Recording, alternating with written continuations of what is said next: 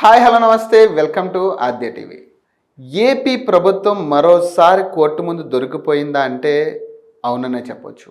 అది ఎలా అంటే మొన్న జరిగిన వాదనలే ఉదాహరణగా తీసుకోవచ్చు.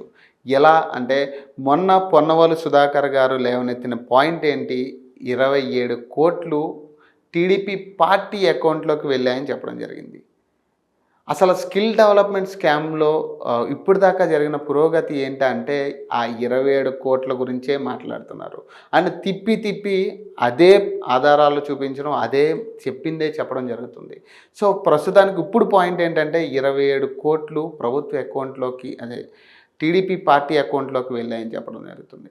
అసలు ఈ 27 కోట్లు పార్టీ ఫండ్గా వెళ్ళాయి అనుకుంటే 20 కోట్లకు పైగా నిజంగా పార్టీకి ఎవరైనా ఫండ్ ఇవ్వాలనుకుంటే, ఉదాహరణకి ఒకవేళ నేనే ఏదైనా పార్టీకి ఫండ్ ఇవ్వాలి, ఒక 20 కోట్లు 25 కోట్లు 27 కోట్లు ఇవ్వాలంటే ఒక బాండ్ అనేది ఉంటుంది. దాన్నే ఎలక్ట్రల్ బాండ్ అంటారు. సో ఇదేంటంటే 20 కోట్లు పైన ఎవరైనా ఫండ్ ఇవ్వాలనుకున్న వాళ్ళు ఈ బాండ్ అయితే ఖచ్చితంగా చేసుకోవాల్సిన పరిస్థితి. అలాంటి టైంలో మరి ఈ 27 కోట్లు పార్టీకి నిజంగా ఫండ్గా వెళ్తే ఈ బాండ్ అనేది ఖచ్చితంగా ఉంటుంది కదా. మరి ఈ బాండ్ జరిగిందంటే ఎలక్షన్ కమిషన్ కానీ అటు ఎవరైనా కూడా దాన్ని వాచ్ చేయొచ్చు. సిఐడి అధికారులు కావచ్చు, మొత్తం క్లియర్ కట్గా దాన్ని వాచ్ చేసే పరిస్థితి ఉంది ఇప్పుడు. మరి అలాంటి టైంలో ఇంత టెక్నాలజీ ఉన్నప్పుడు మరి ఆ 27 కోట్లు ఎలా వెళ్ళాయి, ఎందుకు వెళ్ళాయి అనేది గ్యారంటీగా తెలిసే ఉంటుంది కదా. మరి దీని పాయింట్ అసలు తలా తోక లేకుండా 27 కోట్లు పార్టీకి వెళ్ళాయని చెప్పడం ఒక ఎత్తు అయితే, అసలు ఇక్కడ ఉన్న వ్యక్తి, ఆరోపించబడిన అవినీతి ఆరోపించిన వ్యక్తి ఎక్స్ చీఫ్ మినిస్టర్ ప్లస్ ఇప్పుడు ప్రతిపక్ష నేతగా ఉన్నాడు ఆయన. మరి అలాంటి వ్యక్తి మీద మనం ఎలా విమర్శించే ముందు ఖచ్చితంగా ఆధారాలు పెట్టుకునే విమర్శించాలి. ఏదైతే సిఐడి కోర్టులో మనం మాట్లాడినట్టుగా, హైకోర్టులో మనం మాట్లాడినట్టుగా సుప్రీంకోర్టులో మాట్లాడితే అది అవ్వదు కదా. ఎందుకంటే సుప్రీంకోర్టులో ఖచ్చితంగా పాయింట్ టు పాయింట్ వాళ్ళు మినిట్ టు మినిట్ వాచ్ చేస్తుంటారు. సో మరి అలాంటి చోట మనం మాట్లాడుతున్నప్పుడు ఇలాంటి చిన్న చిన్న చిల్లర విషయాలు మనం అక్కడ మాట్లాడితే కరెక్ట్గా ఉండదు. సో ఈ 27 కోట్లకి సంబంధించి ఎలా అయితే మీరు పార్టీకి వెళ్ళిందని చెప్తున్నారో, అలాగే సేమ్ ఎలక్ట్రల్ బాండ్ మీదే మీ ఏదైతే వైసీపీ ప్రభుత్వం ఇప్పుడు అక్కడ అధికార పార్టీ ఏదైతే ఉందో వైసీపీ ప్రభుత్వం అకౌంట్లో కూడా 440 కోట్లు పార్టీ ఫండ్గా ఉంది. అందులో 75% వరకు అంటే 330 కోట్లు ఇదే ఎలక్ట్రల్ బాండ్ మీద పార్టీకి ఫండ్గా వెళ్ళింది. అలాగే ఇప్పుడు కేంద్రంలో ఏదైతే సెంట్రల్ గవర్నమెంట్ ఉందో బీజేపీ ఇప్పుడు అధికారంలో ఉన్న పార్టీలో అకౌంట్లో కూడా 5,700 కోట్లు పార్టీకి ఎలక్ట్రల్ బాండ్ ద్వారానే ఫండ్గా వెళ్ళినట్టుగా తెలుస్తుంది. మరి వీటిని ఎందుకు విచారించాలి, ఎవరు విచారించాలి, ఎందుకు విచారించట్లేదు? మరి సేమ్ మీరు అన్నట్టుగా ఈ 27 కోట్లని విచారించాలనుకుంటే మరి వీటన్నిటిని కూడా విచారించాలి కదా వాస్తవంగా చెప్పాలంటే. మరి ఎందుకు విచారించట్లే, ఎవరు విచారించాలి దీన్ని? సో మరి దీనికి సంబంధించి ఒక క్లారిటీ లేదు. సో కానీ మనం ఏదైతే మాట్లాడుతున్నామో అసలు కేసు విషయం మాట్లాడకుండా మిగతా విషయాలన్నీ కూడా మనం డైవర్ట్ చేసి మాట్లాడుతున్నాం. మరి దీన్ని ఎలా చూడాలి? అంటే ఇది రాజకీయ కక్షతోనే నిజంగా చేస్తున్నారా? మరి ఇవన్నీ కూడా ప్రజలతో పాటు ప్రతిపక్ష నేత నాయకులతో పాటు అందరికీ కూడా ఒక క్వశ్చన్ మార్కే కదా ఇవన్నీ కూడా. ప్రతి ఒక్కళ్ళు ఆలోచించగలిగే శక్తి ఉన్న ప్రతి ఒక్కరికి కూడా ఇది క్లారిటీగా అర్థమవుతుంది. ఏంటంటే ఈ కేసు పెట్టాలని పెట్టారు, ఏదో ఆయన్ని జైల్లో పెట్టాలి, ఒక 26 రోజులు జైల్లో పెట్టారు. ఇప్పుడు దాకా కూడా ఆ 26 రోజులు ఏం చేశారు మీరు?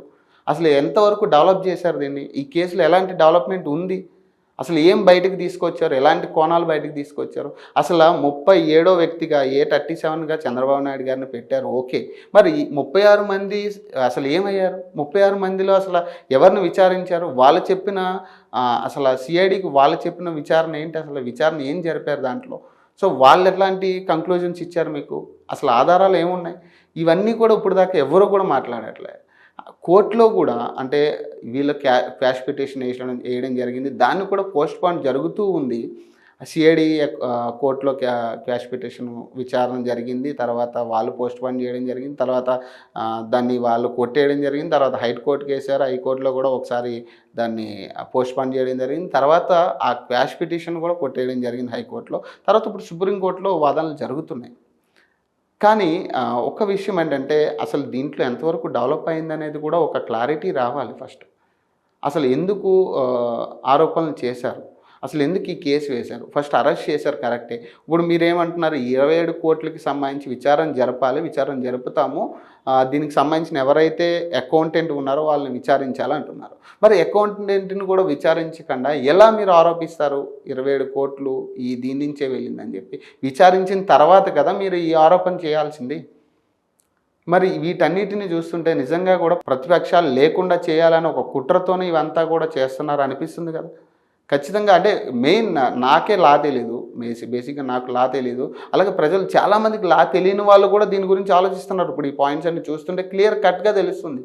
అసలు కొంత జ్ఞానం లేని వాళ్ళకి కూడా అర్థమయ్యేలాగా ఉంది ఇది పరిస్థితి.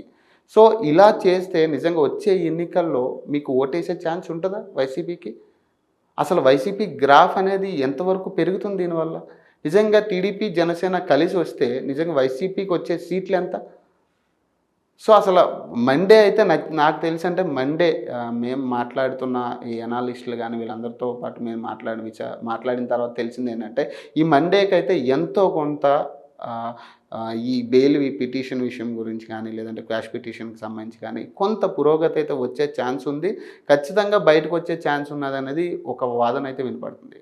సో చూద్దాం అంటే ఈ కేసు ఎన్ని మలుపులు తిరుగుతుందో లేకపోతే ఇంకెన్ని కేసులు ఇన్వాల్వ్ చేస్తారు ఇవన్నీ కూడా వేచి చూడాల్సిన అంశాలు. సో మరొక ఎపిసోడ్లో మళ్ళీ కలుద్దాం. అప్పటి వరకు నేను మీ పవన్ సైనింగ్ ఆఫ్.